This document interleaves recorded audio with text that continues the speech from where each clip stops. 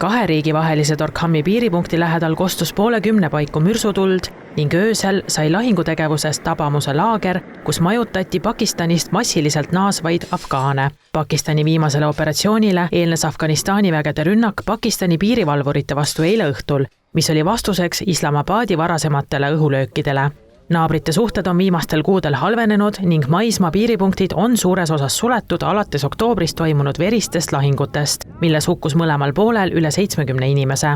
Islamabad süüdistab Afganistani tegevusetus Pakistanis rünnakuid korraldavate äärmusrühmituste suhtes. Talibani valitsus eitab süüdistusi. Enamiku rünnakute eest on vastutuse võtnud Tehreek-e-Taliban Pakistan ehk TTP äärmusrühmitus, mis on hoogustanud rünnakuid Pakistanis alates Afganistani Talibani naasmisest võimule Kabulis 2021. aastal.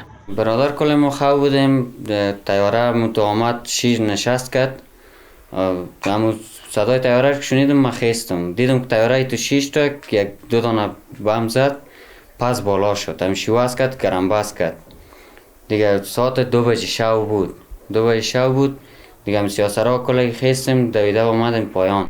Pakistani infominister postitas sotsiaalmeedia platvormil X, et Pakistani kannatus on katkenud. Minister kirjutas, nüüd on meie ja teie vahel avalik sõda, pidades teie all silmas Afganistani.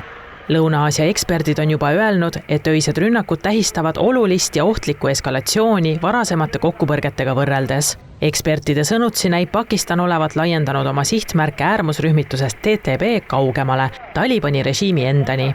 Pakistani enda elanikud on rahul, et lõpuks Talibanile vastu astutakse.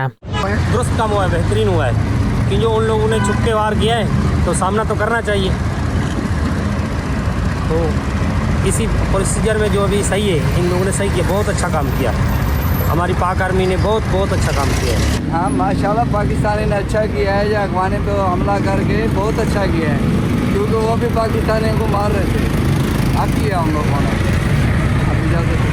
Afganistani kaitseministeerium teatas, et maismaa pealetungis hukkus 8 nende sõdurit. Torkhami lähedal asuvas naasjate laagris sai Pakistani rünnakus haavata mitu tsiviilisikut, teatas Afganistani ametiisik.